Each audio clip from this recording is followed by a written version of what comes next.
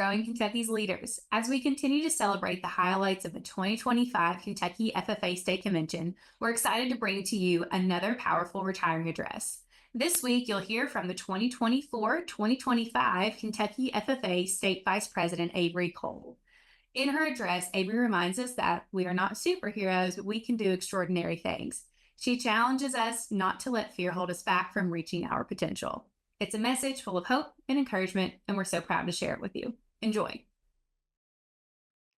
Avery, did you get into the comic books again? What? Of course not, Paul. Okay, that was a total fib. But surely he won't notice the fingerprints in dog-eared pages, right? You see, growing up, 5-year-old Avery was obsessed with all things superhero, and she loved to get into her dad's prized comic book collection. My favorite superhero growing up was Superman. I mean, could you blame me? He's the best. He has super strength, the ability to fly, heat, and X-ray vision, and not to mention invulnerability. Okay, but the real reason I love Superman growing up is because my Paul loves him. More often than not, he can be found sporting a Superman t-shirt on the farm or doing chores in his camo Crocs adorned with Superman gibbets. I know, stereotypical farmer, right? One of my favorite things to do with my Paul was to wind down after a long day on the farm by watching the original Superman cartoons.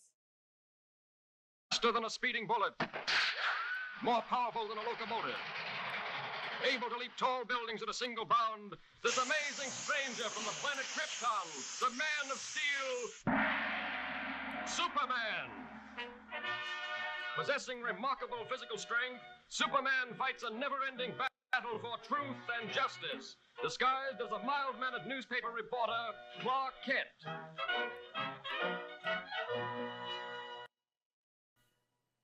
It took me all too long to realize the impact that these cartoons had on me and my person. You see, in the cartoons, Clark Kent always saves the day. No job is too big, no feat is too impossible for Superman. He appears to be the perfect person, or Kryptonian, rather. As I grew up, I left my love for superheroes behind.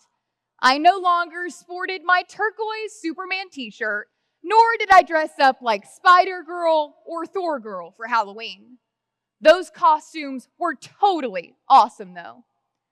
By the time I got to high school, there wasn't anything left to allude to my love for superheroes. I had left that all in the past. Or had I? The concept of perfectionism, something that so many superheroes exude, was still stuck in my head, and I had subconsciously been seeking out perfection all my life. Every conversation or interaction, I wanted it to be perfect. I viewed this as something positive. You should want to be perfect, right? However, it took me all too long to realize that perfection isn't something that any human can achieve. During my junior year of high school is when my drive for perfection reached an all-time high.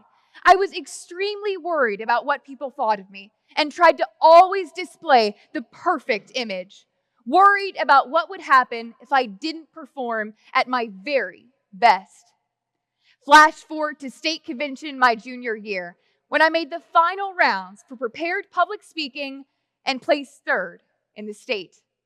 I should have been excited, but truthfully, I was upset. It wasn't the result I had been looking for. Heading home from convention that year, all I could think about were the various ways in which I must have messed up. When we got back our judges' feedback, I nervously opened the envelope, anxiously awaiting the criticism inside, only to find one single note. Too polished. What? What could too polished mean? And how in the world could professionalism be a bad thing? But then I started to think, am I too polished? That single piece of constructive criticism made me rethink everything. Did I come off as ingenuine when I gave a speech? Did my message sound too rehearsed and not like something I was passionate about? I had created two different Averys. One version of myself that was present when I was around people I was comfortable with, and a second version that had been curated to best fit the situation I was in. This whole time, I had been hiding away the pieces and parts of me that I thought weren't perfect in professional settings.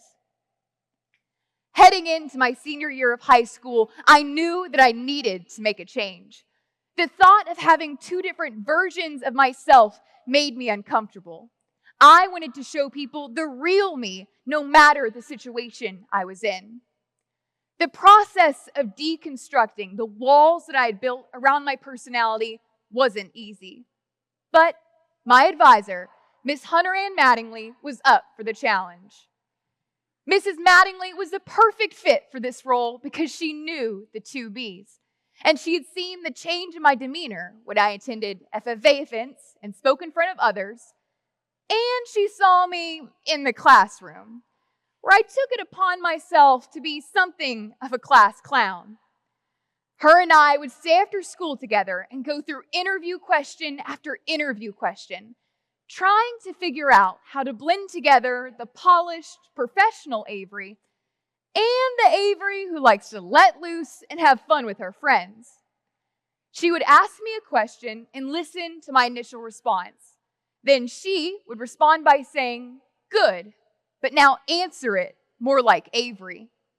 This process went on for what felt like years, until one day, she didn't have to ask me to repeat myself a second time.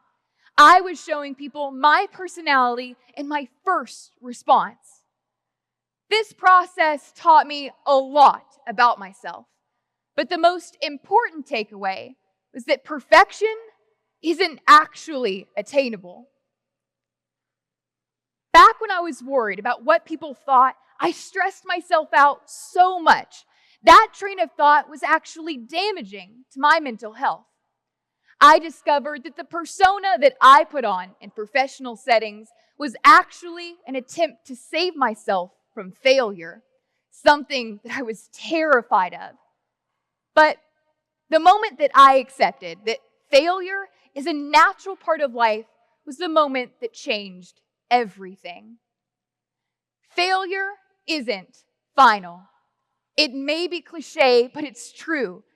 By changing my mindset to take the things that I once viewed as failures and reconstructing them to be opportunities for growth, I found that I was no longer petrified of trying something new because of the chance that I might not be good at it. Now, this mindset can be difficult to adhere to, so it's important to surround yourself with individuals who hold you accountable to your new way of thinking. Through my time in FFA, I've learned that I can always count on my advisors to help me keep a healthy, realistic mindset. They've shown me that not succeeding at something isn't the end of the world. It's simply an opportunity to improve and get better. Now that I'm in college, I can still rely on my advisors for help, but I no longer see them at school every day. I've had to find new people to hold me accountable to my growth mindset. This year, I've joined my school's equestrian team, and my teammates have helped me tremendously in managing my perfectionist tendencies and keep me on track. There have been times throughout the year where I've messed up my pattern in competition. They're often small mistakes, nothing too catastrophic. Maybe I started on the right side of the cone instead of the left, or I started on the wrong lead. Before, these small mistakes would have made me spiral, but my teammates are there to remind me that one bad ride isn't indicative of my abilities as a rider. Those small mistakes are simply opportunities to grow and become better. And my teammates are always there to help me recognize and celebrate my achievements. This year, I've also worked with another special group of individuals, my fellow state officers.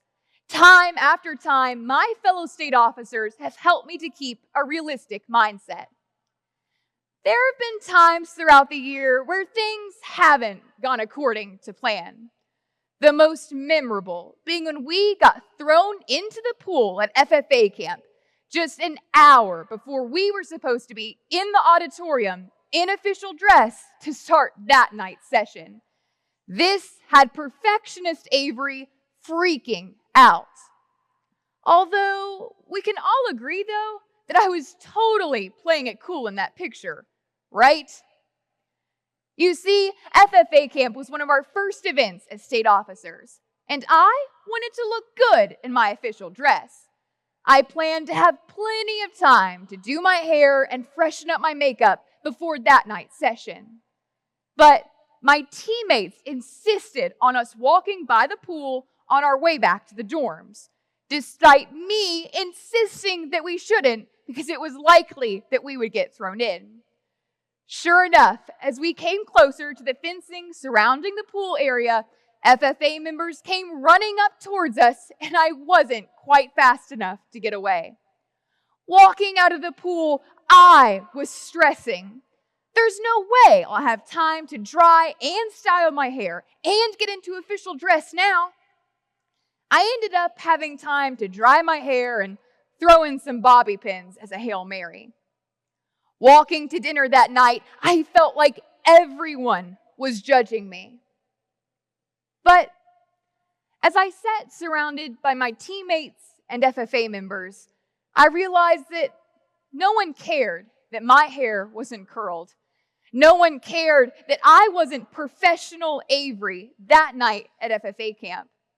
So the next day during Ag Olympics, I decided I didn't have to be polished, perfect state officer Avery. I could let loose and have some fun. Looking back, standing on the sidelines and cheering on FFA members that day are some of my fondest memories from my time as a state officer. I even competed in the cannonball contest, which was totally rigged, by the way. I had that win in the bag. This is when I realized that state officers are not meant to be superhumans. They are simply humans. I had the most genuine connections with members when I simply focused on being myself, a blend of polished, professional Avery, speech, voice, and all, and the Avery who likes to let loose and have fun. I learned how to find perfection in the imperfection because Kentucky FFA, the real version of me, is imperfect. Sometimes I sleep past my alarm. I can only cook pizza rolls. I trip walking both up and down the stairs.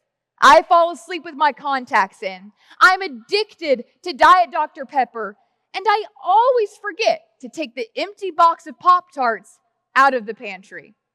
I make mistakes, but those mistakes make me human. Those mistakes are opportunities for growth. They are lessons to be learned, and that's what makes them perfect. FFA has a way of attracting individuals who would identify themselves as perfectionists, people who are competitive and want to succeed at every endeavor. But I'm here today to tell you that that simply isn't feasible. There will be times when you fail, but it's what you do with that failure that sets you apart. Will you learn from your mistakes, or will you let them consume you? Kentucky FFA, today, I encourage you all to fail. Fail hard, fail fast, and fail often, but ultimately, fail forward. Take risk, make mistakes, and most importantly, learn from them. Kentucky FFA, we are not superheroes, but we can do extraordinary things. Don't limit yourself because you're too afraid of what may happen. In the wise words of Superman, sometimes you have to take a leap of faith first. The trust part comes later. Thank you all. Growing Kentucky's Leaders is a podcast brought to you by the Kentucky FFA Foundation. Our music is performed by Bourbon County FFA member Joe Fritch. Artwork is by Julie Fritch Creative. Your hosts are Sheldon McKinney and Ruth Ann Fink, and you can find us on all social platforms at Kentucky FFA.